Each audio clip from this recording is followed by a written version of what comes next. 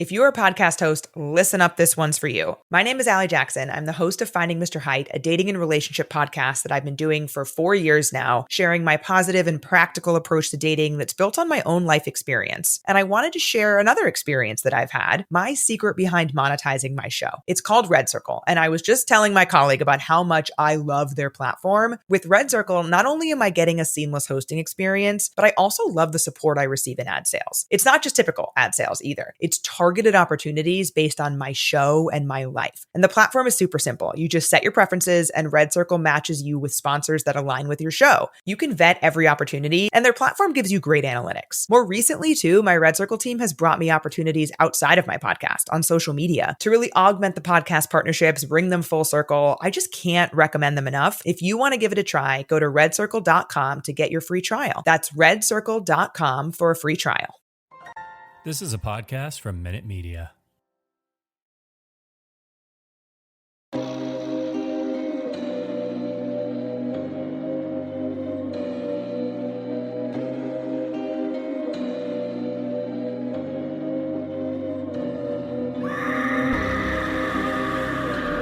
Hello, kitties.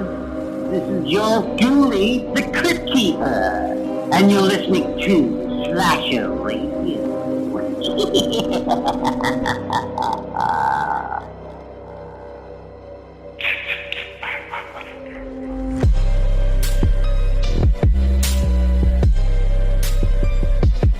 Welcome to Slasher Radio with your hosts Mikey Bones, Kat Velour, and Rob Humphrey. What's happening, ladies and gents? Hello. Hello. What is I almost going said on? Heidi Ho. The fuck would you say Heidi Ho for? I don't know. Heidi Ho. It popped in my brain, but then I pulled myself back. But then I said it anyway. I don't know. Act like you've done this before, man. What the hell are you doing? Just took us through his whole thought process on a Heidi Ho. Hell of a deal. All right, we're back. What? I am blanking hard. Oh God, we did Attack of the Killer Tomatoes last week. Yeah, we did. Oh, by the way, fucking Google and their algorithms and everything else that they do. I don't know what it's called. I was recording Cult FM earlier today with where's that button? That's a very important button. Little Miss Huge Clown Penis. Huge clown penis. And we were talking. We talked about Troll 2. This is a bad run of movies for me in the last couple weeks. So obviously we got on the topic of B movies, and I was looking up B movies for an example of whatever I was talking about. The first line was horror B movies, whatever it said. Second line was if you like Killer Tomatoes, Attack of the Killer Tomatoes. I was like, no, I don't like Attack of the Killer. Why you show me this? Of course you do. Your bad luck of movie streaks ends tonight, Mikey. Oh, okay. For a second, I thought you meant after tonight. I was like, what do you know about next week's movie that I don't know? No, it is. But you're tonight. talking about the amazing movie we watched tonight. The absolute holiday classic. Yeah. I'm so happy, you guys. We know you are, Kat. It's a winter miracle around here at Slasher Radio. We were supposed to have Harry Manfredini on, but unfortunately, Mr. Manfredini, obviously very busy. He's got a lot going on. So he's pushed it back. It's just scheduling, and we're trying to figure it out. So we had to come up with something else to do, and clearly I did not pick the movie. Listen, we have been over this already. I was simply throwing out suggestions. You offered up 0 suggestions. Yeah. Because you listed a bunch of movies. And Rob, I watched this movie with Rob. Lucky me. Made the experience so much better. Uh-huh. And we were discussing while watching the movie that the picking process and everything else, and that you said you gave other choices and everything. You gave a bunch of I lost no matter what in the movies that you offered up. But you could have offered up your own choice and you didn't. When I see movies like that, guys, it just takes my soul away. I had to watch Attack of the Killer Tomatoes last week. I had to watch Troll 2 and talk about that. What do I got left? Like, it's just, I'm defeated here. Well, you could have offered up something. That's all I'm saying. You didn't. So we ended up going with one of the movies I offered up. And like I told you when we were watching this, Rob, you said Jack Frost 2 in front of Kat. I didn't stand a chance. I was not about to get into that argument. I was just going to roll over and take this. I will say, though, in my defense, I did also offer you the opportunity. You did. I said out loud that you could pick something or we would go with one of Rob's picks. Yep. I know you did. And I offered up some real bangers. And also, I chose the best. Mikey, you have to give this to me. I chose the best movie out of Rob's picks.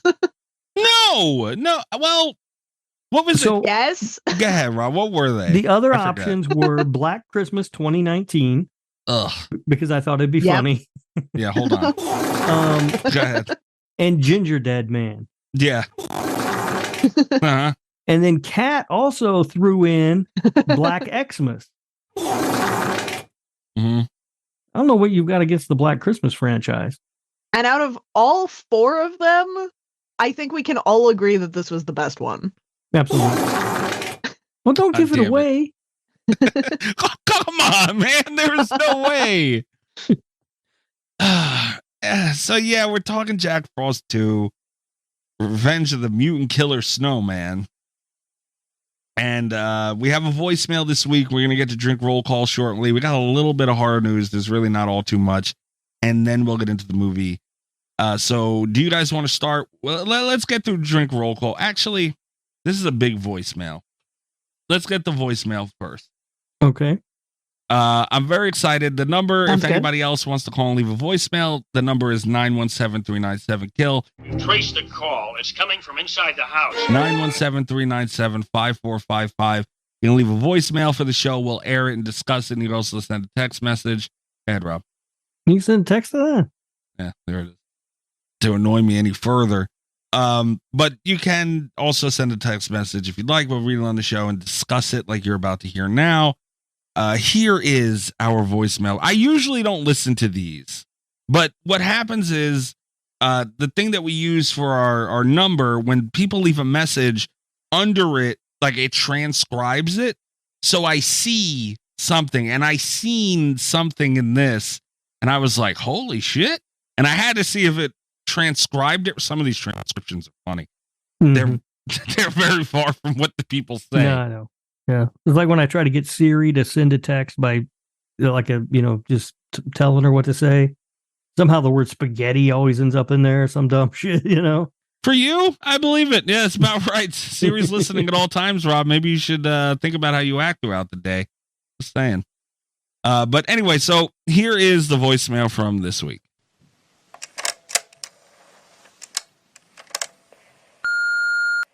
This is Jesse McIntyre, Rob's little brother, and I just wanted to say that you missed my favorite Shaun of the Dead fun fact, which was originally Ed was wearing a shirt that said "I Heart Lesbian," but when they screened it, it was too distracting, so they switched it to the "I've Got Wood" shirt. Also, The Shape of Water is the greatest movie ever made, but my brother's still an idiot because he doesn't like The Shining. Have a great day, guys. Hell of a deal. Wow. Oh, look at that. My little brother. Yeah. Did you know he was doing that, Rob? I did not know that. What a fun Yeah. surprise. Yeah, look at that. All right. And what a fun Shaun of the Dead fact. It was. I did not come across that one in my extensive research. As you know, I leave no stone unturned. No. Clearly I'm you did. surprised that got away from me. I couldn't even say without chuckling. I can picture your brother who probably, he knows you maybe better than anybody, sitting there going, this motherfucker. Probably looked him up and wrote him on an envelope. He does insist that The Shining's good though, and I don't know. I think he might be adopted. You might be adopted. So yeah, that I was going to ask you, your brother a big Shining fan? He likes it. I don't know why. He likes Kubrick movies though. Is he a horror fan in general, or? Yeah. Oh, nice. Yeah, he likes horror movies. Yeah. We've also discussed, you said that we're going to probably be having your brother on the show at some point in life. At some point, I guess, yeah, he's expressed an interest in being a guest on the show. So we could probably work that out. Absolutely. I mean, I don't know when. We got to schedule through like January at this point, but yeah, this has to happen. It has to happen. I am looking forward to that more than I should probably admit. I don't know that it's going to be the treasure trove you think it might be, but we'll see. I don't know, but it could be. And the fact that it could be is all I need. So hope and a prayer with me, Rob. It also is worth mentioning your brother also has a podcast that everybody should go check out. What was the name of that again, Rob? It's called The Good, the Bad, and the Funny. Yeah. And I would like everyone to know, I don't know how I didn't do this. Rob actually brought this up to me, and I was mad at myself for not thinking of it.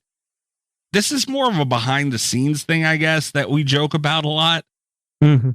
It hasn't made the show too often, but I listened to one of Rob's brother's shows, and they were doing a mic check that before they recorded that they put on the beginning of their show. And I found it hysterical. And it's just been a thing. Like when me and Allie have to do, like, if we're not hearing each other correctly, we even do it on Cult FM. and this is my new button. Now, hold on. Before you play it. Well, I was just going to set it up that you sent this to me. And you just said, "Is this your brother?" I listened to it. Like, yep, that's my brother. It sure was. And honestly, there was no question. I'm like, yeah, that's got to be Rob's brother. And this was his mic check. Ass and titties, ass and titties. Ass and titties, ass and titties, titties. Ass and titties, ass and titties. Keep going. Ass and titties, ass. How does he have so much rhythm? I don't know, man. I was going to say it's catchy. It is catchy. I'm going to have this stuck in my head all week. Oh, yeah. I found myself driving down the road going ass and titties, ass and titties. So yeah, I mean, he should have been a songwriter. Oh, absolutely, man. Yeah. Yeah, I'm gonna have to get his permission for that. I don't know if we got clearance. We got to pay him? I don't know. We might have to. Oh no. Oh, fuck. Mikey's most expensive button. Yeah. Right. If we get him on, we're going to have him do it. So then once he does it on here, we can use, so maybe we'll cut that out possibly for copyright infringement issues. And when he comes on here and we have him do it, it's ours. I don't think it'll be a problem. I don't know. I'll send him a message right now. All right. Well, either way, we'll do it. If we could get a live drop of it just for us, it would be even better. Yeah. An upgrade to the ass and titties button. Oh, absolutely. Ass and titties, ass and titties. The best part is the back-to-back titties. It's like ass and titties, ass and titties. Like, whoa. I didn't see it coming. Great way to start the show. But yeah, so that was cool as shit of your brother, man. I love him already. Yeah, he's a good guy. I already like him better than you. All right, fair enough. All right, drink roll call. I'm still drinking Monster Hards. These things, it was a big box, and I have a lot left, so probably a spoiler for next week as well. Okay. Guess. Can you guess what I'm drinking? No. Is it cheer wine? I got a can of cheer wine. Oh. All right. Kat, what about you? I am having box wine. Because I am classy. Yeah. White woman's favorite friend. I was going to have eggnog to celebrate our movie, and then I remembered this is the annual time of year where I remember how much I fucking hate eggnog. I like eggnog. I don't like it. It's too thick. I think it's gross. A little thick, yeah. I don't drink a lot of it. So I had like a fancy drink and then got rid of it immediately. So I sent a message to my brother asking if we can play it. We will probably not get a response before the show goes up. Because I also sent him a message on November 19th and never got a response. So God damn. We're tight like that. Nice. Yeah. Called you an idiot, man. That's big points for me. Yeah. I mean, you got to realize my first impressions of this man is ass and titties. Ass and titties, ass and titties. And him calling you an idiot. He can't lose at this point. I mean, I've been called much worse things than an idiot. By him too, I'm sure. By us. Yeah, by us. All right. You guys want to get into some horror news? Yeah. I can't wait. Why are you always so good? Why? God damn you. You have an aura of you that just pisses me off. I was showing some enthusiasm. I know, but You never do. So when you do, it feels weird. It's time to hump the news with Rob Humphrey. He's not a genius.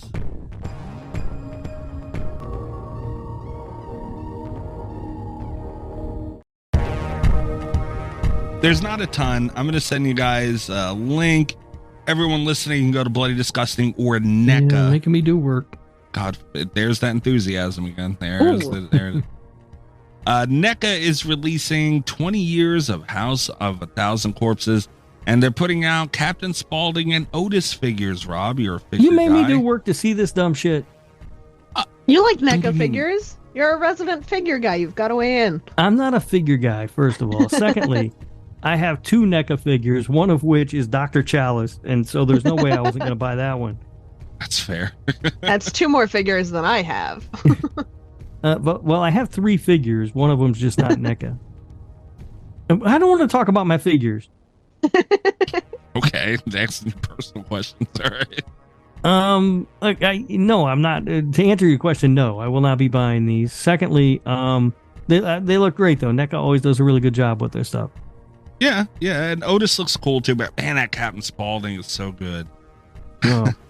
I don't like. There's they show like the figures in front of sets that they make to make them look cool and everything, and then they have the figure where it's just the figure with a white background and everything it comes with, and the Captain Spaulding one comes with a hand that's just on its own, and it's in a very suggestive. I don't like that.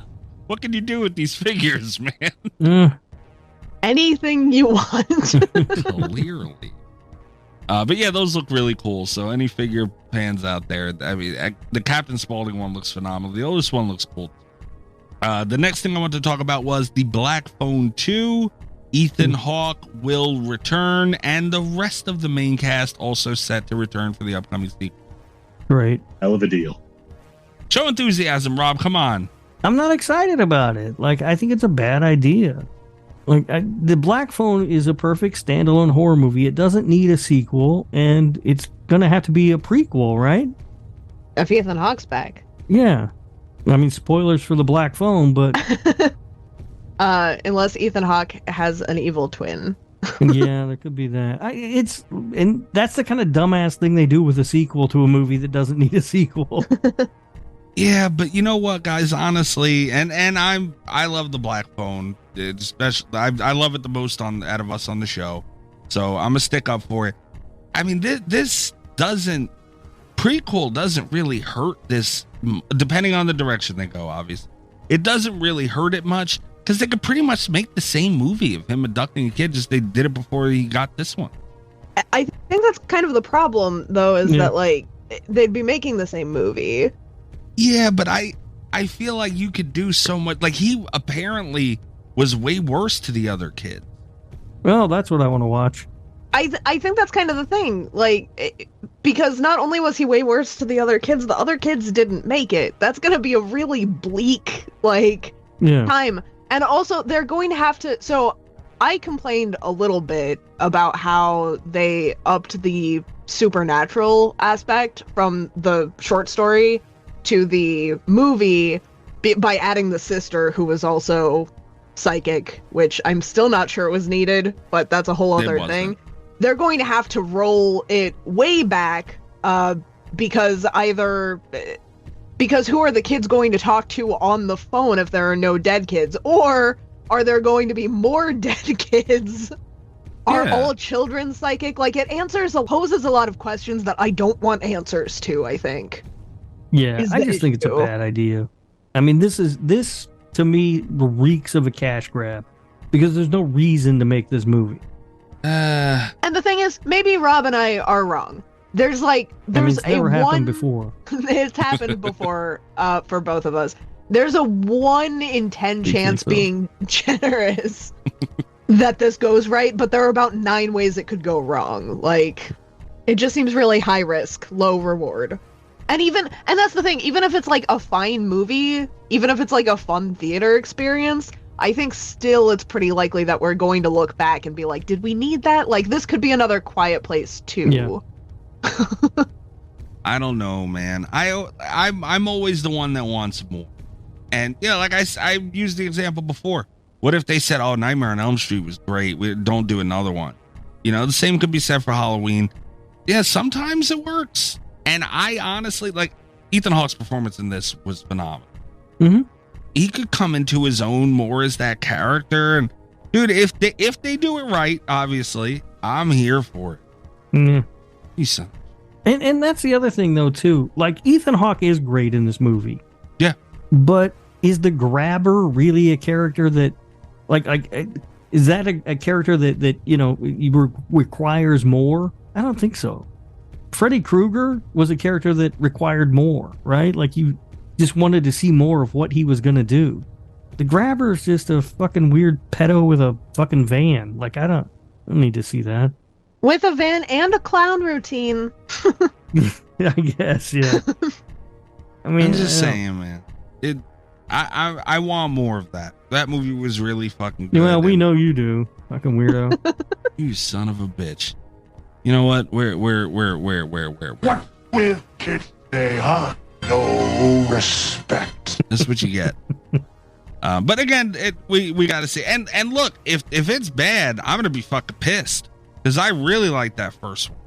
You know, and I forget we were talking about. We did our Patreon show where we went over Darth Gregor. I lost my buttons already. Kick him in the dick. We went over his top 200, half of his top 200 list on Patreon. We were talking about our 100 list that we did recently for the 300th episode. And I can't remember where I had it, but it was high. So it'll be a heartbreaker if it's not good. I hope it's good. See, now I'm moving into nervous a little bit. I will say that's kind of the thing. I'm kind of surprised that you're as for this as you seem to be. You have the most to lose. Oh, I know. I know. It's a lose game. Like, it's just win-lose. There's no middle ground either. Because if it's mid, that's kind of a letdown too. You know, because like then if they do another one, then I'm not going to look for. It's either win or lose here. And if it's good, that's a big-ass win. But yeah, if it sucks, that's going to hurt. So we'll see what happens. And just to like sum this up, just on the record, I would like it to be good. My hopes are non-existent, but I'm not like rooting for this to be bad. I'm going in hoping to be pleasantly surprised, and obviously I'm going to watch it. Yeah. You know, they have me. I mean, I'll see it, but I'm not expecting much. Next up is here it comes more you sons of bitches. Tim Burton. He celebrated the end of filming Beetlejuice 2 by taking a picture of himself. Well, not taking a picture. Yeah, he took a picture in the iconic waiting room scene. This is why the fuck is this picture taken? I'm sending another still picture from Beetlejuice 2. Yes, another one. Great. I sent it to you guys. Everyone else can go check out Bloody Disgusting. We're at Tim Burton on Instagram. I mean, look, it's not saying much because, you know, this is Beetlejuice 2. They have a bunch of money behind it. Tim Burton involved. It was going to look great, you know, aesthetically. So it looks great, the waiting room. Does it? What is going on Tim Burton's Instagram? What? I didn't look at the rest of it. When you scroll down, the suggested photos are like all over the goddamn place. Yeah, there's a lot of. What the fuck is this shit? Okay, Tim. Like the Pee Wee Herman one, sure. The Wednesday one, sure. Yeah, but this alien. But there's an alien. There's like an action figure. There's like a Momo challenge mask. Yeah. And then I don't know what the fuck this thing is. He's holding up a football jersey with his name on it. I've got to start following Tim Burton on Instagram, I think, is the takeaway from this story. Some wild shit going on over there. I mean, yeah, look, all right, so he's sitting in the waiting room, fine. I mean, that's not going to be in the movie, I hope. No. But, you know, like I said, it's not a huge win, because if you're doing Beetlejuice 2, it better fucking look good. So, but it's just, I don't know, it's good to see that again, and it's, I'm looking forward to Beetlejuice. I'm not a big fan of Beetlejuice. to begin with, and this sequel's gonna suck. Why? Why can I have shit with you? Why? I'm just saying, it's gonna suck. Why are they making a fucking sequel to Beetlejuice in 2023? I mean, it's because stupid. they're out of original ideas and they want money. At this point, just remake Beetlejuice. Good Lord. You know what? No, here's the thing. I would be up for not like a straight remake, but they did do Beetlejuice the musical. I would take the film adaptation of the musical. Yeah, Kat, now you're just being silly. I would. That's a lot cheaper than me finding my way out to New York to see the musical. I'm curious about it, but I don't want to drive that far. What if it sucks? Yeah, and you're not going to be able to stay at Mikey's house. I already asked. He won't let anybody do that. I told you could stay at my house, but you got to sleep on the couch with the dog. Wrong with that? He's a cute dog. All right, the last thing I have to talk about, and I don't know how much you guys know about this, but I am super interested. Apparently, a Godzilla movie came out called Godzilla -1. Yeah. Apparently, it's Godzilla, but he's scary. Woo. I don't know how true that is, but Godzilla has always like made his way into the horror genre, and he never deserved really to be there. If they could make him... Hot take. You don't think so? You think he... I don't know, Kat. Here's the thing. I also am confused as to why Godzilla is there. But we were talking about this last week. There are some things that we just embrace as the horror community, and it has always made more sense to me that Godzilla be embraced than like King Kong is also one that we've embraced. You know? King Kong I'm okay with. And I say that Godzilla because makes more sense to me.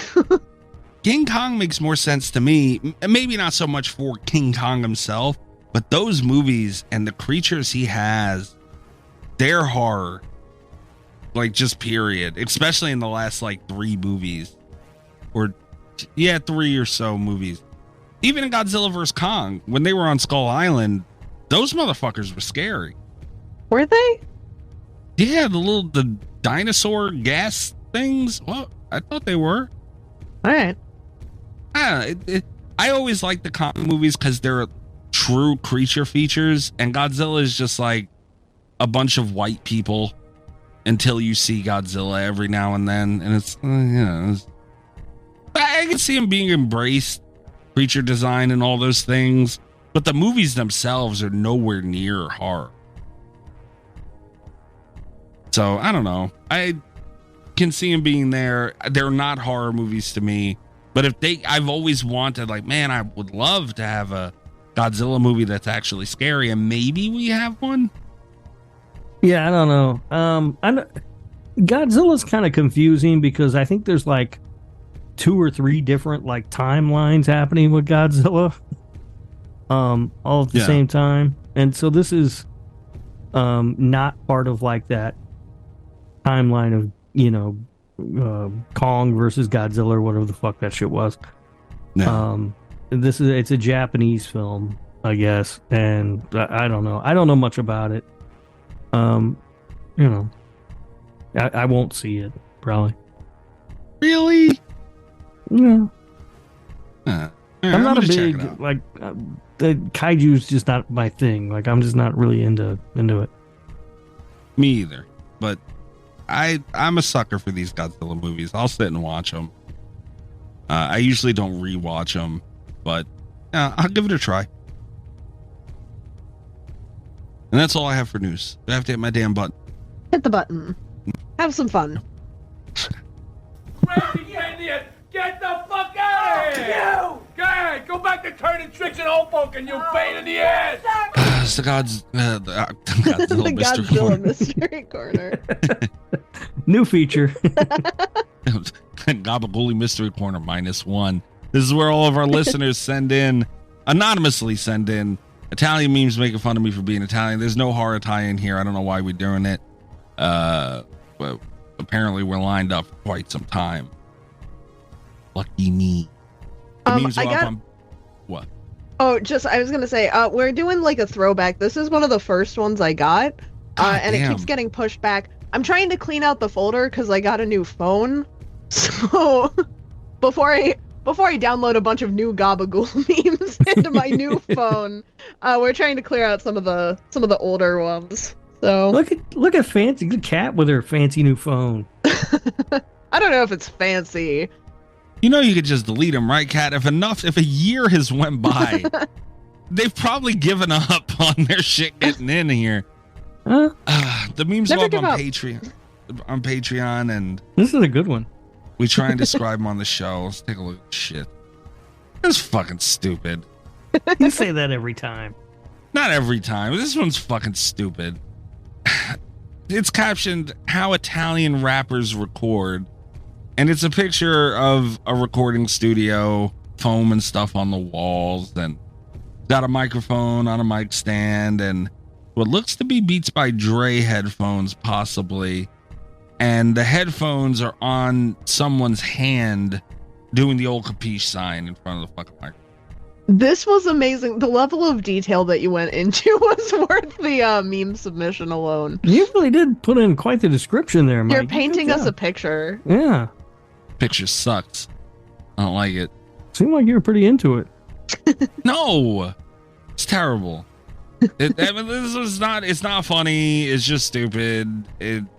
Low tier meme. I still insist that we should probably at least there should be a grade to get in here. And like this one to me wouldn't have made it. This one. Oh, I like this one. I was gonna say the thing is that I would be grading them and I would have passed this one right through. So. This one waited a year too. This one, yeah, the hell. Also, an update on the Italian Fleshlight one from a couple of weeks ago. Oh, yeah? The investigation still ongoing. I don't want to call it an interrogation. It sounds aggressive, but I spoke with EyeRChris. Hell of a deal. There it is. He was a little resentful that I accused him. He denied having involvement, and I don't think I believe him, so he's still a suspect. Among others, Okay. Chris, I don't want you to think it's just you. Yeah, there's others. I do feel like this investigation has been largely focused on Chris, though. I'm not going to lie to anybody here. It has been. All right. And, you know, like, Chris he's a meme guy. He every time, we also have a Discord. Every fucking time someone interacts in our Discord or posts something in our Discord, well, not every time, maybe a good 75% of the time, Chris will react to, you can have reactions on the messages, and he reacts with the fucking pinched finger emoji with the capiche hand for no reason. I mean, that's pretty par for the course for our Discord. It has nothing to do with anything Italian. It's just capiche hands, capiche hands, capiche hands. Like, what the fuck are you doing? That's just a symbol of solidarity at Slasher Radio. Yeah, Chris, you like making fun of Italians. You're a fucking meme lord. You're a suspect, man. Whether you like it, I mean, you got to admit, you're a prime suspect. Yeah, he denied it and was pretty insulted, but the investigation is going forward. Chris is still a suspect, and I maybe shouldn't even disclose this information, but we had to bring out the big guns, and the Oompa Loompas are getting them. Oh, no. Oh, wow. We haven't had them in a while. Yeah. I know you guys did this to yourself. The Oompa Loompas are out, so good luck. Hope you're all happy. Did you guys know that Tony Danza has appeared in one Academy Award winner for Best Picture? No. He was in 2004's Crash. Ow. Rob. Kick him right in the dick. Why? What's that? The Danza stuff. Why? It's a Tony Danza fun fact. Yeah, I know it's not a fun fact. It's an annoying fact. Nobody cares. People care. One Best Picture. Tony Danza cares. I don't even think Tony Danza would give a fuck about that. Honestly. I don't even think he would find himself this interesting. The fact that every week we have to talk about him. I don't even think he would want to hear it. He's had quite a life. That's for certain. I did burn a fun fact earlier this week, Kat. Oh, no. I know. But I had to do it because Allie has a thing on her stream where you can do a text to speech and a little hand comes out and reads it. So I had to put a fun fact, a Danza fact in there. It was a good one too. I kind of wish I'd saved it for the show. It was the fact that he almost always watched the television series 24 with Liza Minnelli. Oh, that's a good one. Isn't that nice? You just did it on the show now. But no, that doesn't count really as I was telling Kat about the one that I already did. Yeah. It does count. I forgot but Kat wasn't there. She needed to be clued in. I need to be filled into these things. He's got to get the whole story of the patron saint of Italian Americans, Mikey. Can you imagine one day he's writing his autobiography and he has to include the Tony Danza fun fact bit on Slasher Radio? Yeah, this is bullshit. I don't like this at all. I forgot you did that, by the way. Yeah, I'm playing Dead by Daylight, Cat, trying to survive, run for my life, and all these things, and I got to hear that shit. That's like a really rooting you on, you know? You were being watched over by the patron saint of Italian Americans. That's right. Anyway, are we done now? Finished? Yeah. I'm done. I don't know what you're waiting on. We'll be right back with Jack Frost 2. You gotta say the whole title. Revenge of the Mutant Killer Snowman. Thank you.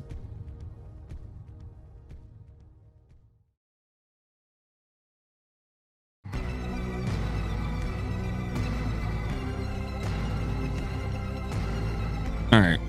Who's taking official blame for this, by the way? You, I think, made the final decision here. Yeah, this was a Mikey pick. No. You gave me a list of movies you knew I would hate. I have no say in that. I have no say in the outcome for me. It's going to be horrible either way. Either way, we're doing this. I don't know who gets the blame. I'm not taking blame for this one. This one. There's no blame anyway. It's really credit. No one has to take blame. Someone gets credit. Yeah, I think that's true. Who would like credit for this movie?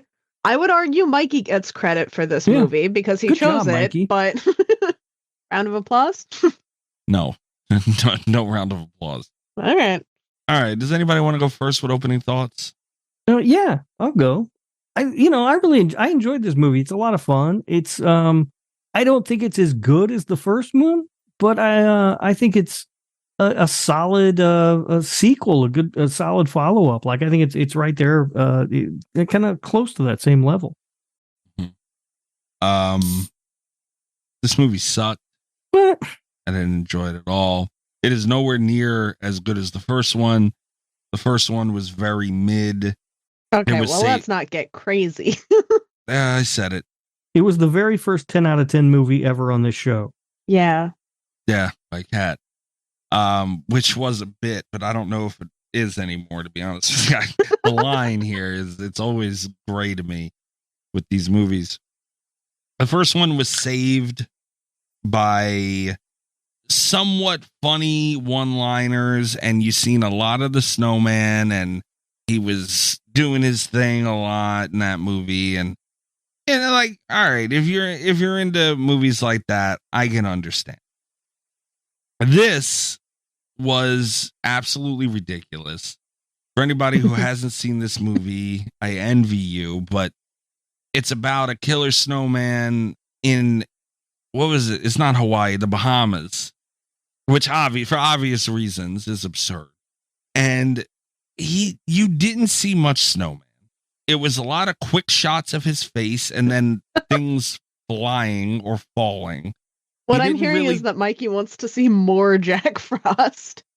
What Mikey's saying is, if I have to sit and watch a movie about a killer snowman, at least let me see the snowman kill stuff.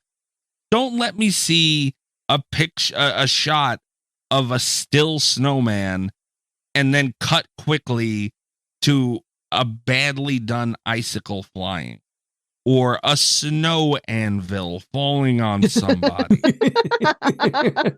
Yeah, like, no, I don't want that. That was a great kill, Mikey. It was awful. And I would also like to remind everybody that this is a very mean pick because of my traumatic experience with the first time I seen Jack Frost.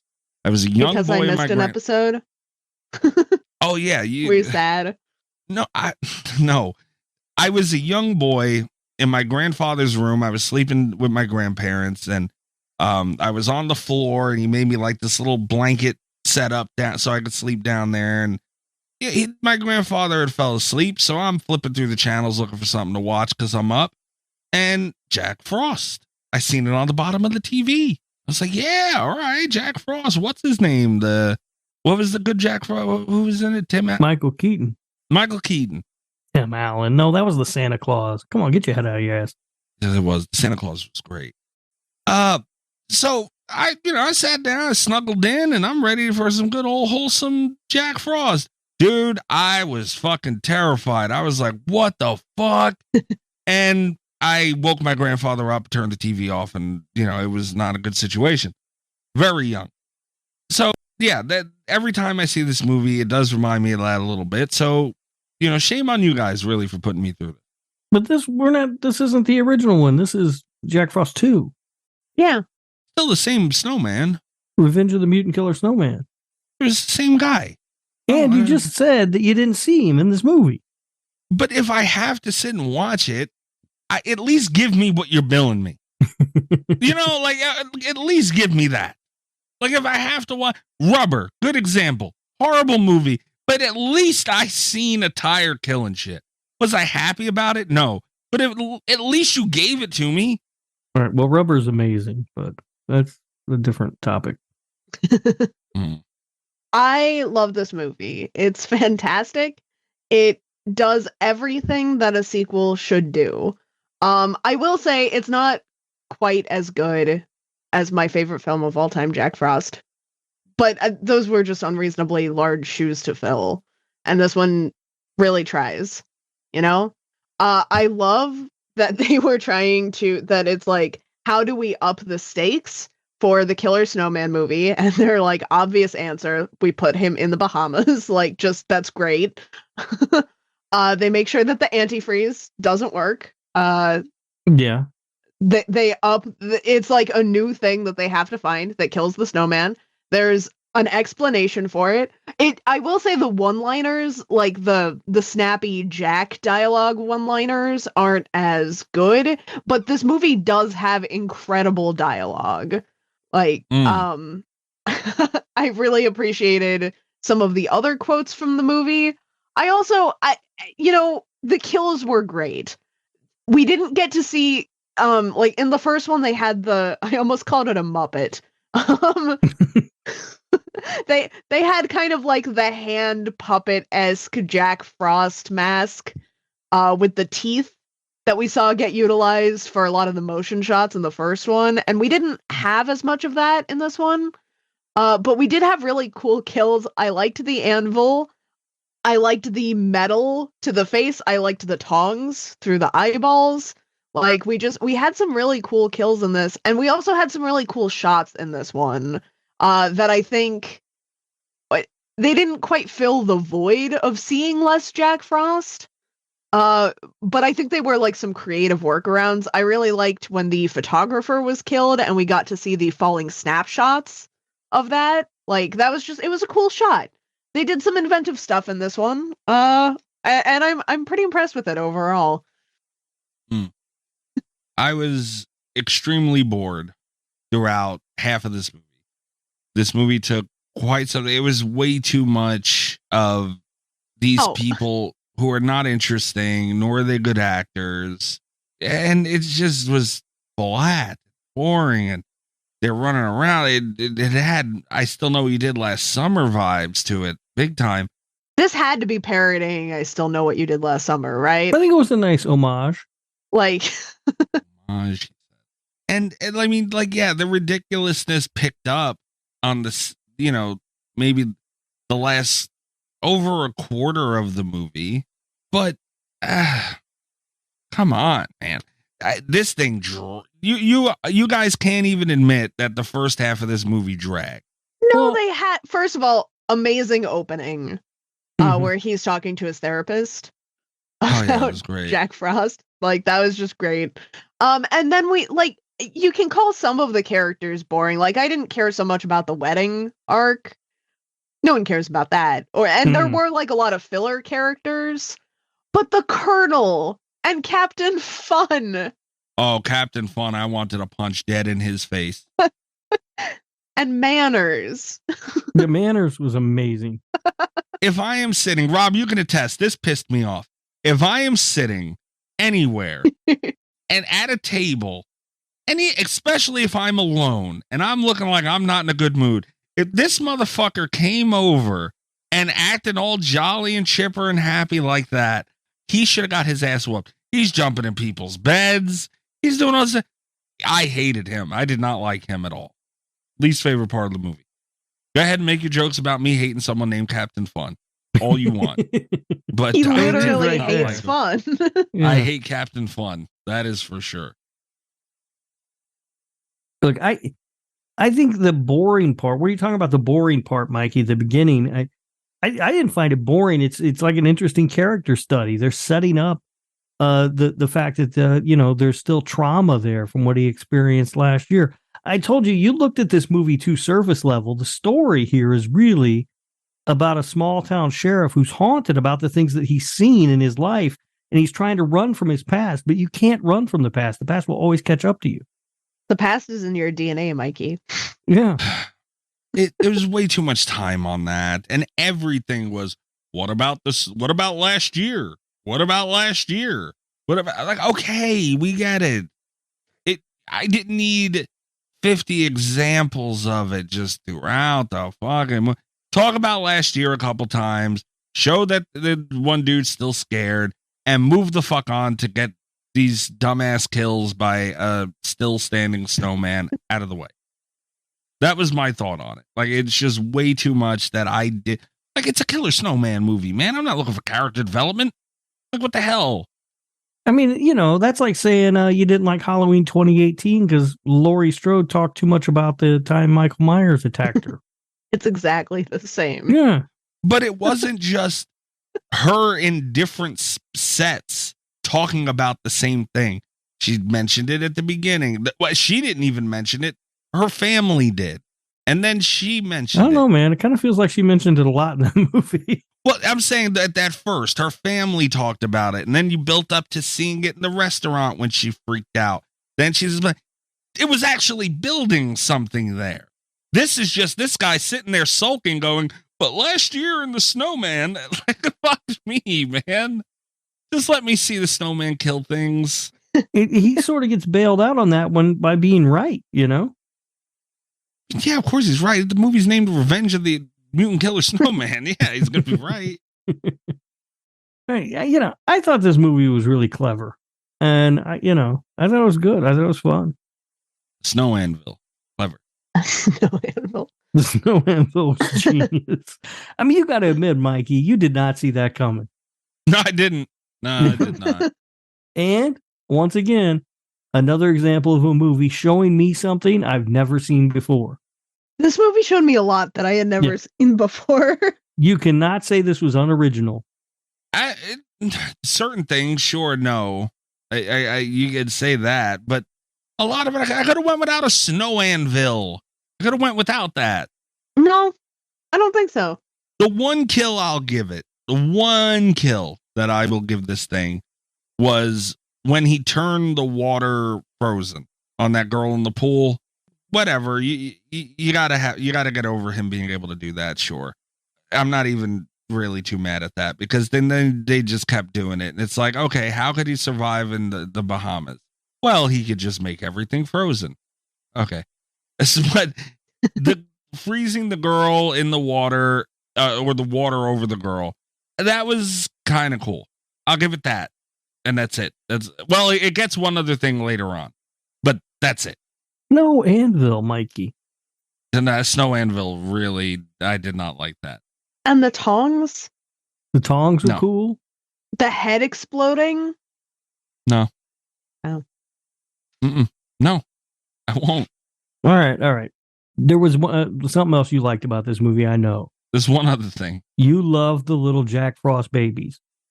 Look, if they would have did a movie of just those snowballs, I might have been in, but they didn't. Like those were adorable little fuckers. Like he hatched out of that snow goo, and he said "Dada," And Captain Pain in the Ass was so happy, and then he said, "Kill Dada," and I was like, "Oh shit!"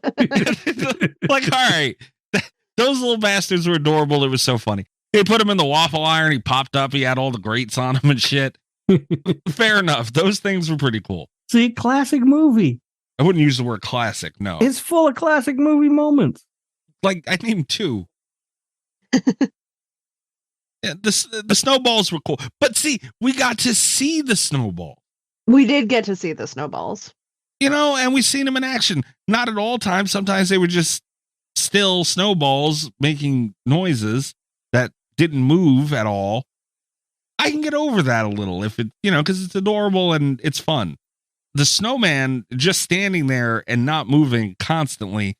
Like, I don't know what change. They must have spent their whole budget on little snowball fuckers. Right?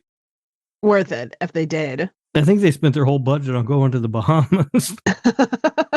Probably. They just wanted to go to the Bahamas on vacation, and they said, let's make a movie while we're there, I think. But yeah, man, honestly, that was a big drawback for me, that Jack Frost really didn't do shit. He did a lot. Physically. He got a lot done within, what happened in the movie. But it was all close-up shots of his face mostly. Yeah. Why? I mean, I see what you're saying. One of the things that if there was a drawback to this movie for me, it was that we didn't get to see a lot of the kills on screen. Mostly any of them. That was a bit of a disappointment. Because we got to see like the cool aftermath of the kills, like the eyeballs on the tongs and stuff, but I would have loved to have seen that happen on screen, Yeah. Mm-hmm. Yeah, it wasn't quite graphic or gory enough. But it's still a good time, and it's a solid follow-up to Jack Frost, I think. No. The first one, again, at least the first one was fun. Like Kat mentioned, his one-liners were better. He actually did shit. He was moving around, fucking shit up. All right, cool. You give me that, and you can make me laugh. And yeah, and they had good kills that were on screen in that first one. Mm-hmm. I don't know what happened here. I'm guessing budget. I don't know. Yeah, I doubt I'll be able to see Jack Frost. The other problem with this movie is every time you look it up, you get that fucking other one. I don't think we're going to be able to find. I couldn't find a budget anywhere. Okay, there. Or box office, but I'm guessing it didn't go to theaters. Yeah, thing. What? Oh, never mind. I was going to say it had a quick clip from like a little blurb from Wikipedia, and I seen 30 million. But the whole sentence is spent $30 million on this movie. Somebody out there is $29.5 million richer than they should be. The full sentence is another film he wrote had a $30 million budget. That unfortunately makes more sense. Yeah. Oh, wait. While Jack Frost was made for, quote, it's in quotes, the cost of its catering budget. Wow. Yeah, so that's what I'm saying. I don't know if this movie had less money. I would imagine, in all seriousness, they spent it on the little fuckers, but that could have been a mistake. And I'm not saying to not have the little fuckers, but balance it. Maybe do less of the setup that you don't need, and throw more Snowman in there and end with the little fuckers. Yeah, maybe. Yeah. What do you think of the big twist at the end, Mikey, that it wasn't really the antifreeze all along? It was fucking stupid. Oh, it was pretty brilliant. I mean, they completely flipped the story on its head. Oh, yeah. Because when that antifreeze didn't work, you're thinking, well, how are they going to stop him now?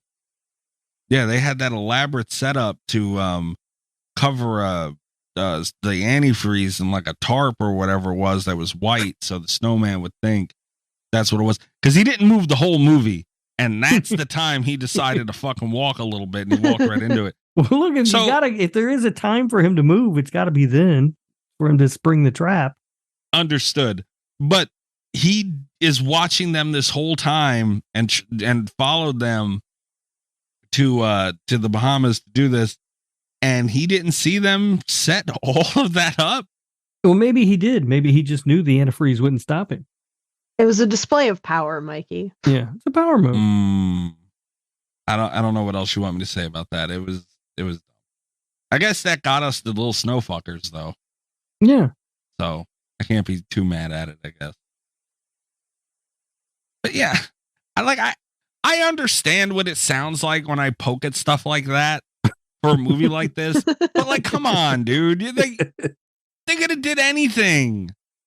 Right, but what they did do was awesome. I disagree strongly. I mean, I don't want to sound like a broken record or anything, but Snowmanville. Snowman. That's what we needed. You say it sarcastically, but I think it was what we needed. Right. Like, I will never forget that. Me either, unfortunately. So I took one note for this movie. Okay. And it was, you can tell where I got invested in the movie because I quit taking notes. I wrote down Jack be nimble, Jack be quick, Jack gouged eyes out with candlesticks. And then that was the last note that I took. I got invested. Yeah, his nursery rhyme at the beginning was quite clever. It was good. Yeah. And that was funny, Mikey, with the therapist and the guy, everybody was so listening in and stuff on speaker. That was funny. And the therapist accidentally says, "Tell us." Yeah. He's trying not to laugh. I mean, that's funny stuff. No, I didn't find it funny. I just didn't. What about 20% chance of frostbite, 100% chance of death? No, I didn't. The one-liners were horrible. It was like they were trying to get, I don't even know, like Freddy Krueger mixed with whatever the fuck. And it's like, it just, and the first one, that part worked.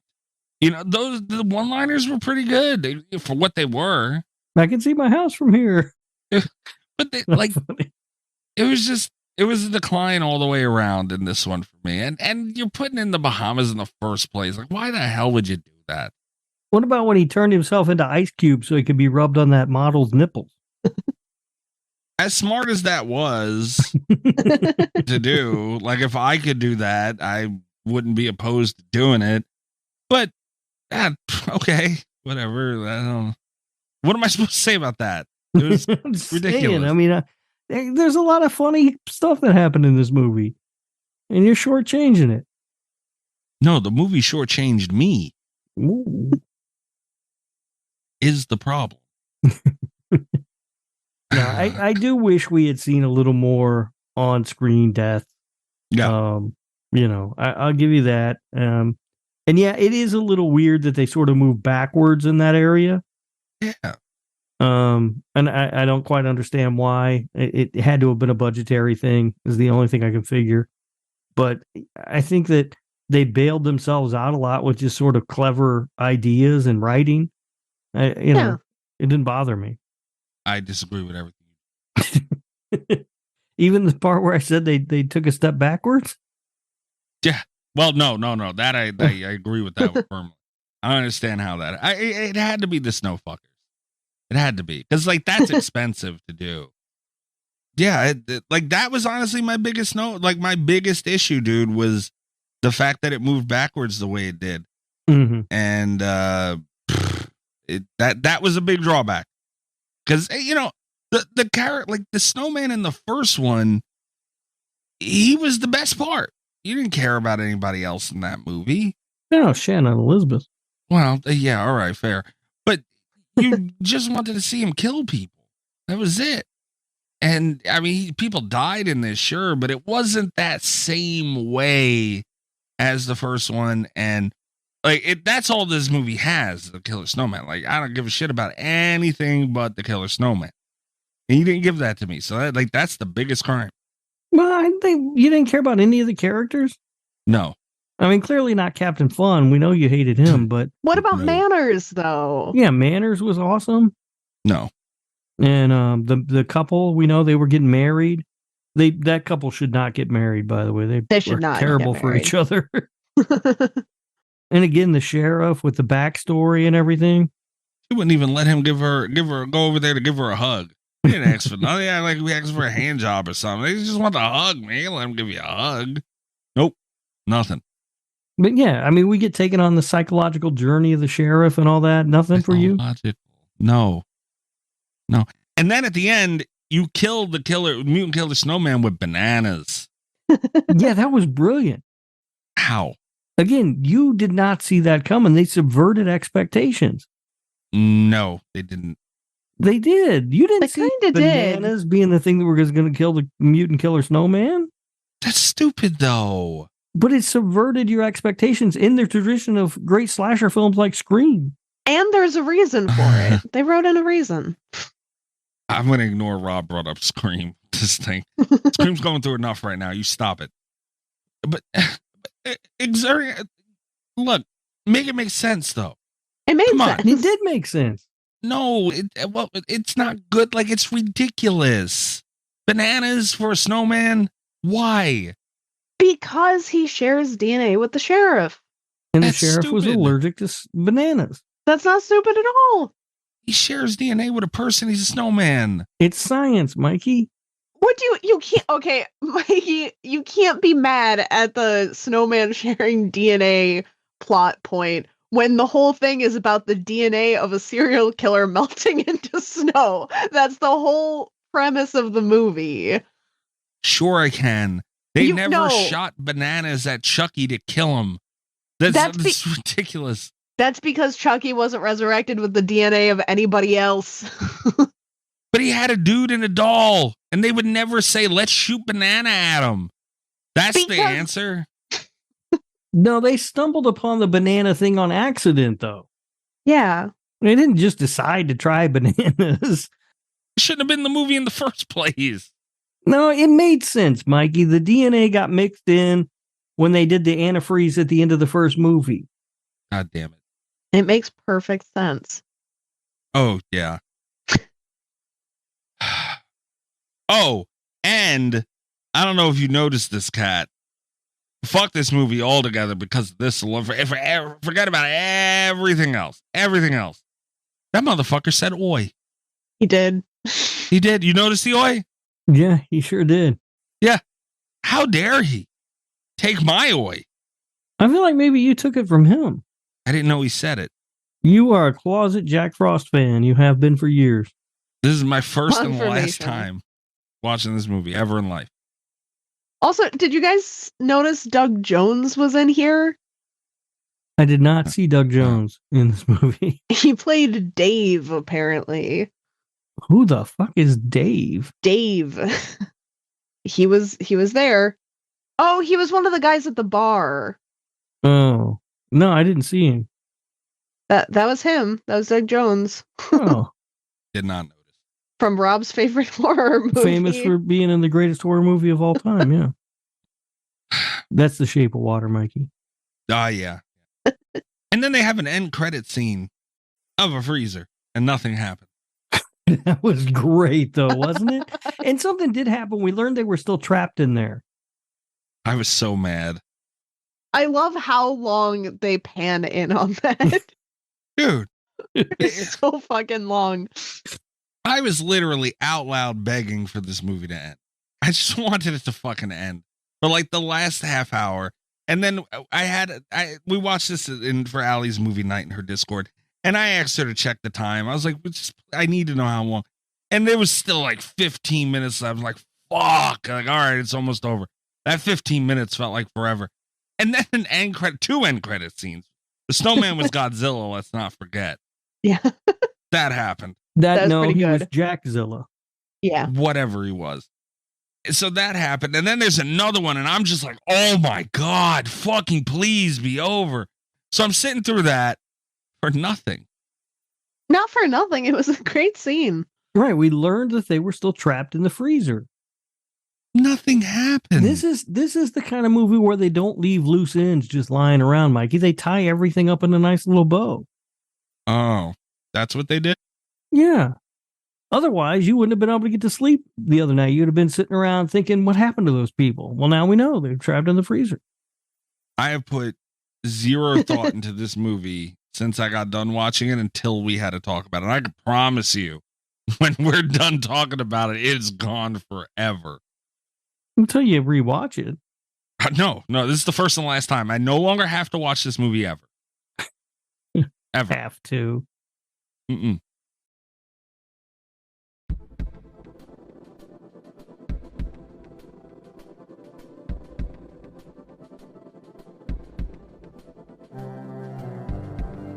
I'm out of notes. I don't know if you guys have anything else to say on this thing. No, I think I pretty much hit everything I wanted to say. Genius movie.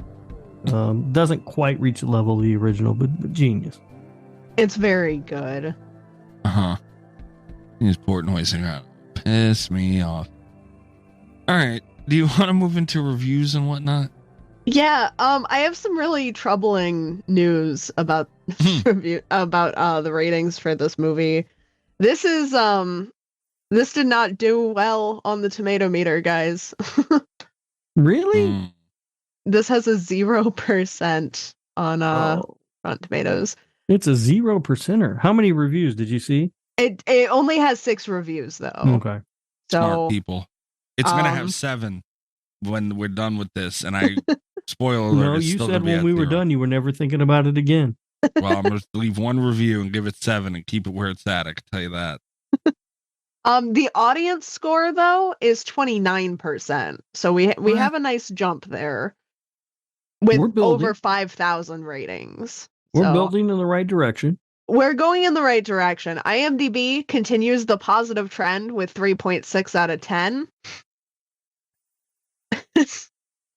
And I'm sure our slasher radio score is going to be higher than that. I'm sure Mikey's not going to ruin this for anyone. I would never. So we have some reviews for this one. Pulled from IMDb. This one makes me happy. This one kind of sounds like it's threatening me. And I like it. Good horror movie. I know that this has not. I know that this is not as good as the first movie of Jack Frost, but still, it is a great movie. It is very scary! ! It has great acting! It also has a great storyline. Period. It also has great special effects. Period. See it. Period. It is a great movie. I like the energy of this one. They nailed it. Yeah. Did you write that, Mikey? No, I do have one in here that I'm pretty sure Mikey did. Right. Oh, okay. We're coming up to that one. We have for our first bad review. I pulled a few good reviews and a few bad reviews because they were all pretty short. Our first bad review reads asinine! Utterly asinine! 2 exclamation points. Jack Frost 2, the worst horror film I have ever seen. Why? 1, the premise is well beyond ridiculous. The damn thing doesn't even have legs to move on. 3. It didn't move. What the fuck do you need legs for? The damn thing. The damn thing. See how mad this person was. 3. It escapes after being completely submerged in antifreeze, parentheses, first film. 4. Get this. It travels across the ocean on salt water to a tropical island to get revenge on the sheriff that did him in the first film. Did him? What? I didn't see that scene. Science of this thing. You think I fucked that snowman, Rob? What the hell? The dirty snowman fucker.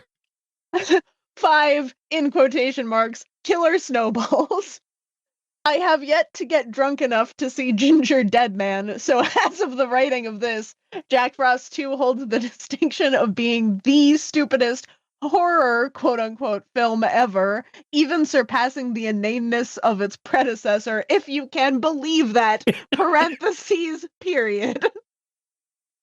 They're so mad. There's so much anger. There's so much anger in this review. What did you think when you started Jack Frost 2, Revenge of the Mutant Killer Snowman? Someone had high hopes for this. I like this guy, man. That's a good person right there. That damn thing. That damn thing. Yeah, how stupid would it look if you built a snowman that had legs? It didn't move anyway. It didn't matter. It didn't need legs. Fucking thing stood still the whole movie. We have 10 out of 10 masterpiece. Wow. Give me a second. Man, oh man, this movie was a masterpiece. I loved both films, and there are lots of blood and gore. Excellent kill scenes and excellent acting. That's the full review. Okay. Finally, somebody gets it. He gets it. Mm-hmm. Here's the one. This is the longest review, and I'm pretty sure Mikey wrote it. It was written allegedly before he watched it, but I have doubts. 1 out of 10. This film ruined my whole night. Wow. On a scale from 1 to 10, I give this film 0 grr. Did you write grr, Mikey? No, I think you wrote grr. I would have wrote he growl. growled. And yeah, you both know that. I would have wrote growl. If it said growl, I would really not be able. There's no plausible deniability there if it said growl. I used to be a fan of grr though. I did grr back in the day. Oh, this was written back in the day. Oh, well, hang on. I've graduated to growl. Now I just growl. Good review though. It was so crap. I took it back and got my money back, and I got to rent another video. I swear by the end of the film, I was totally depressed. I love renting movies and settling down on the sofa with a mug of hot chocolate, but I just felt completely sick after the first half hour of this film.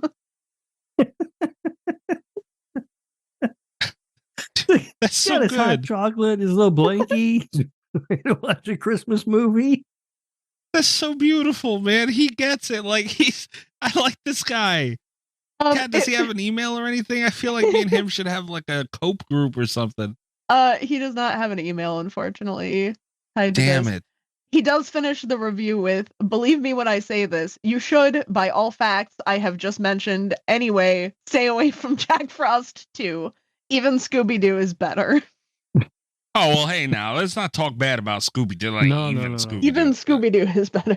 Scooby-Doo's good. I picture him sitting on his couch, though, with like a little blankie pulled up. And he's got his hot cocoa and a Santa hat on, and all the lights are off except the Christmas tree. And he's ready to watch a nice Christmas movie. And then he starts Jack Frost 2. This one, we have the no rating for this one, so I'll let you decide whether this is in favor or not of Jack Frost 2. It's titled "Still No Real Snow." Ooh. But then again, it is a B movie. Just as good, tacky as Jack Frost 1, and no snowman rape scenes. Which is true. The series, like many B movies, takes that next step after Killers and adds son of, in this case, tons of killer snowballs. This actually works quite well. The characters are stereotypical to the max. I'm happy to report that the annoying kid from the first one is not present at all. But of course, the goofy monster Jack himself takes all the cake. Unlike many sequels, actually better than the original, which, let's not get crazy. Yeah, no. I mean, that's a little carried away. And the snowballs, the little baby fuckers took the cake here. I mean, come on now. And our last one, 10 out of 10. This movie rocks. 4 exclamation points. Someone's excited. Someone is in the Jack Frost 2 spirit. This movie has everything typical horror movies lack. Although some things are far-fetched, we are dealing with quantity snowman engineers. The only preview I can reveal is that I can't wait for Jackzilla. Dare I say, Oscar winner. This is the perfect date movie. I advise all men for a nice romantic surprise to see this movie with that special person. What? Whoa, wait a minute. Hold on now.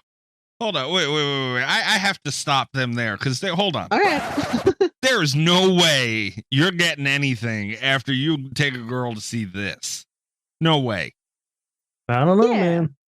Perfect date movie. No.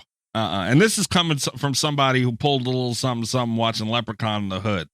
I had no business getting anything from that movie. This one, worse than that. That's fucking hysterical, though. It is a good date movie. Oh, because it's a movie rich with themes and everything, so you can really just dissect it later, really get a conversation going. Advise all men for a nice romantic surprise. Rob, we watched this movie together. Was this a date movie for us? Oh, we've been on our first date, Mikey. Yeah, well, I didn't get any after, so obviously it didn't work. Rob, don't put out. At least not on the first date. He's a lady. This man or woman has been an IMDb member for 21 years. They have only left this one review. Get the fuck out of here. I don't quite know what to say about that. They were so moved by this movie. They were like, I'm doing it. This was the one. I waited 2 decades for this moment. This is it. Get the fuck out, man. Oh, right. Are we done hearing from these fucking idiots? We are done hearing from these movie review geniuses. No, there's only one genius. Could you imagine? Where did this guy rent that movie to where he bitches like, I want my fucking money back? This movie, I got the movie and it worked fine, but it sucked. It's so bad. It's pretty funny. So I have a story related to that. I don't know if I should tell it or not, though. Yes. Uh-oh. All right. It's not that bad. So when I was in college, there was a video store we used to go to. It was called Top 10 Video.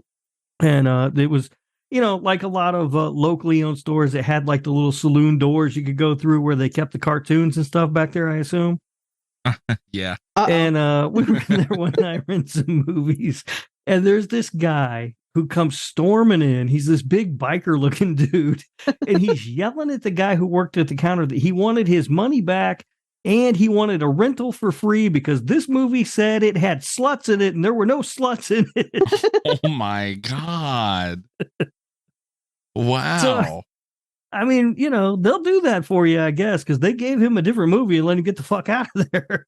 I think if you're a big biker guy, you can demand pretty much anything you want. It's one of the funniest things I've ever seen. Sluts is so subjective, though. Yeah. Like, yeah. What? Were they not slutty enough? Were there no sluts at all? What the fuck was he watching? Yeah, according to him, there were no sluts in the movie. Wow. And he's mad about that. Well, yeah. Are you guys ready for some trivia here on this movie? There's not a lot. Yeah. Thank God. We don't have any budget or surprisingly no box office. I can tell you that it rained the entire 4 weeks of shooting the movie, which resulted in a tropical island with an amazing lack of sun for the production. Yeah. Noticed that, much like I still know he did last summer. Oh, don't even get me started on that. I'm still mad at what you guys did to that movie.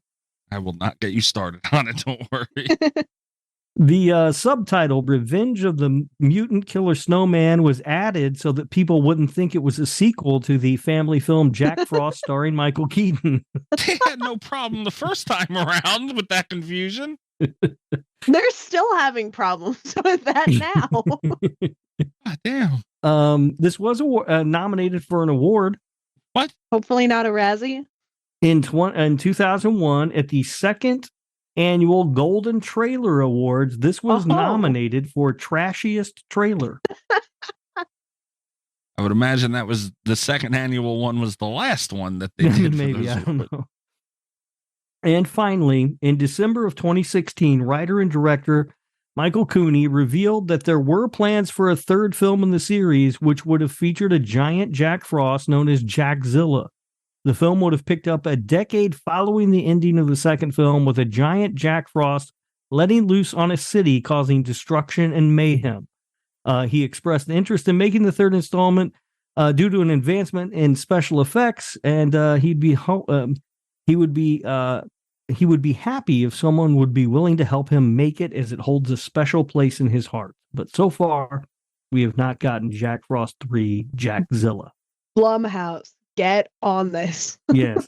And as I said in our episode for the first film, if I ever win Powerball, I will give this man the money to make Jack Frost 3. Wonderful. Yeah. You'll cover the catering is what you mean. That's what it costs. Yeah, clearly. Because I also want to see Jackzilla. I would love to see Jackzilla. Yeah. Mm. Well, that's it. That is trivia. Yay. All right. Portnoy time. All right. You guys want me to go first or you want me to go last? I think you should go first. Okay. This movie sucked. I gave the first Jack Frost. Oh, we got to do a B movie thing for this too, huh? Yeah. We did My it for score the is first exactly one. the same. God damn Oh, wow. Mine are not. The first Jack Frost, I gave a 2 for a real movie and a 4.5 for a B movie. This is not sniffing that. For a real movie, I am giving this a full point down with a 1. It didn't.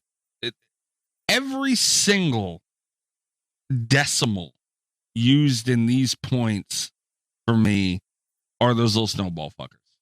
It's all of it. But they weren't in there nearly enough to carry everything. And, some of it could have been done a little better. So it gets a 1. For a B movie, again, considering the little snow fuckers, I'm gonna give this like a 1.9. That's the only difference. Like, this thing sucked. You are so low for a B movie score on this thing. No, and man, on the original, by the way.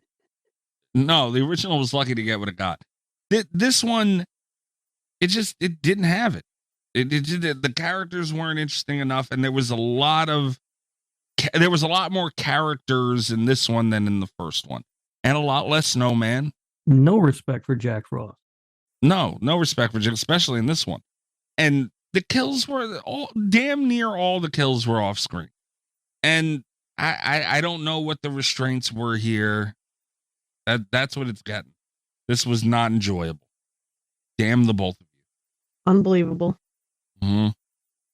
All right. Well, I looked at this movie, when you consider the little snowballs and you consider the way it subverted expectations and you consider the backstory and the trauma that our main character has been through and how he's trying to run from his past. This to me was Gremlins meets Scream with a dash of A24. I fucking hate you. I really I enjoyed this movie. I thought it was a lot of fun. It has some issues though. I do wish we had gotten more on-screen deaths. I would have liked to have seen a little bit more of that. And yeah, Mikey, the Snowman could have moved around a little bit more. We saw him do it in the first one. So I would have liked to have seen more of that as well. I don't remember what I gave the original one. I don't think that this one is as good, but I don't have access to the spreadsheet to look at my scores. You guys never gave me that for some reason. You have it on the first one. You gave it a 2.3 for a regular movie and a 7.6 for a B movie. Okay, so my scores actually line up pretty well with that. As an actual real movie, I can't give this more than a 2.1.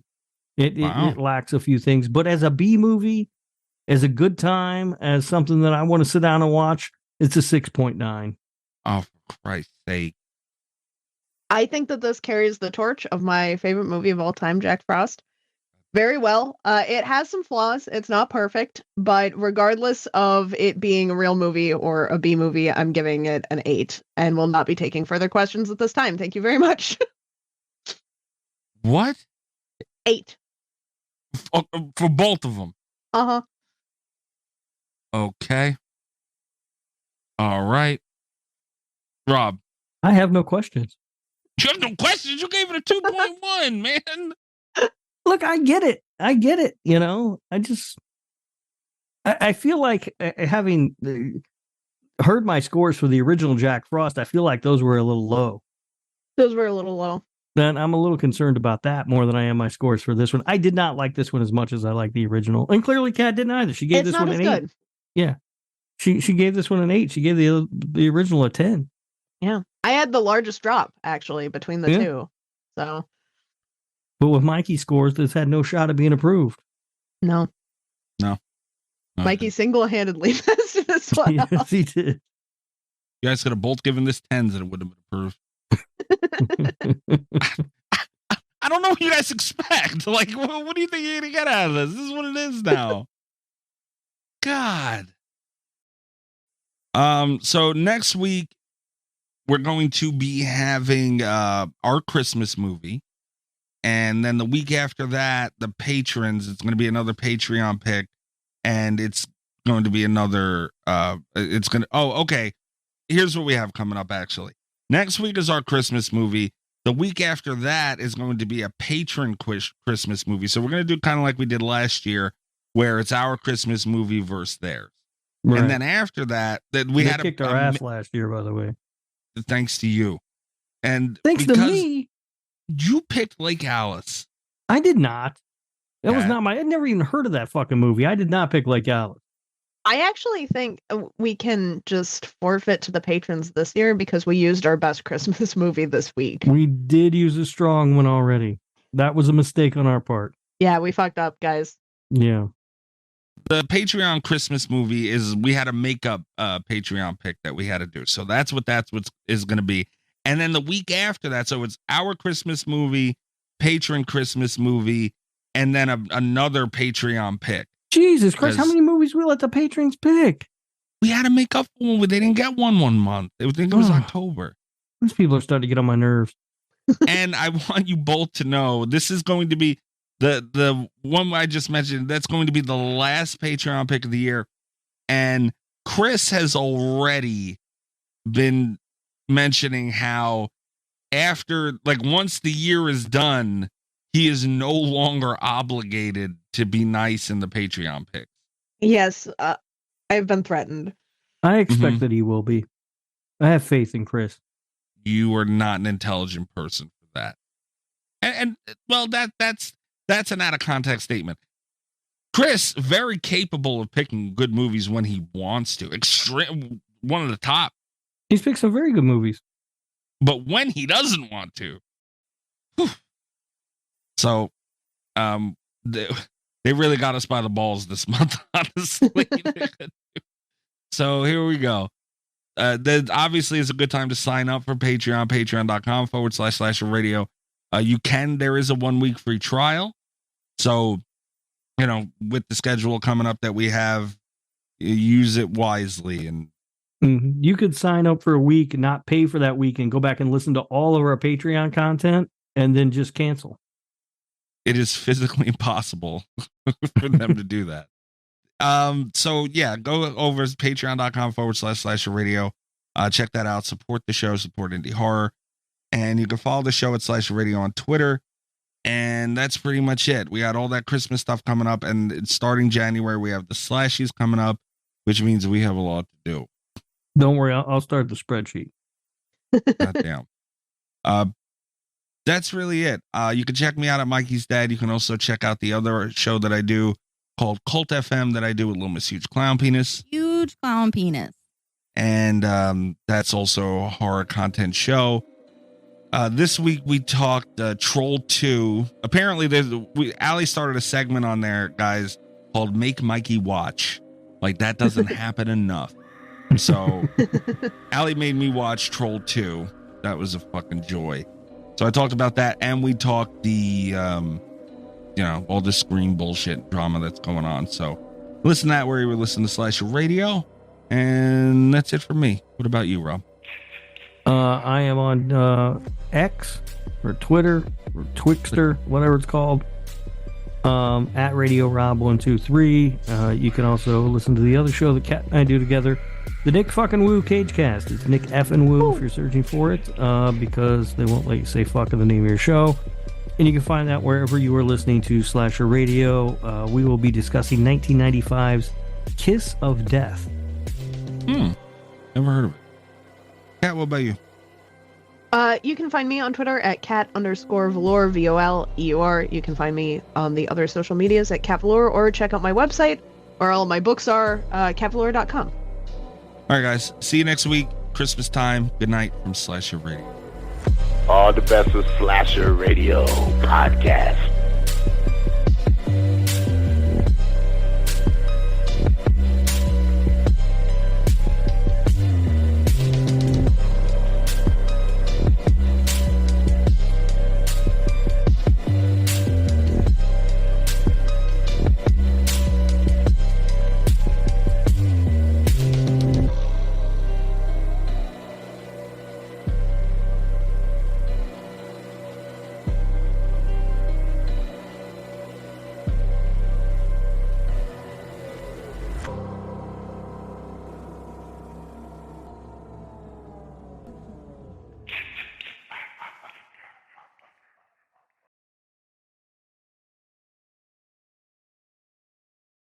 If you're a podcast host, listen up, this one's for you. My name is Allie Jackson. I'm the host of Finding Mr. Height, a dating and relationship podcast that I've been doing for 4 years now, sharing my positive and practical approach to dating that's built on my own life experience. And I wanted to share another experience that I've had, my secret behind monetizing my show. It's called Red Circle, and I was just telling my colleague about how much I love their platform. With Red Circle, not only am I getting a seamless hosting experience, but I also love the support I receive in ad sales. It's not just typical ad sales either. It's targeted opportunities based on my show and my life. And the platform is super simple. You just set your preferences and Red Circle matches you with sponsors that align with your show. You can vet every opportunity and their platform gives you great analytics. More recently too, my Red Circle team has brought me opportunities outside of my podcast on social media to really augment the podcast partnerships, bring them full circle. I just can't recommend them enough. If you want to give it a try, go to redcircle.com to get your free trial. That's redcircle.com for a free trial.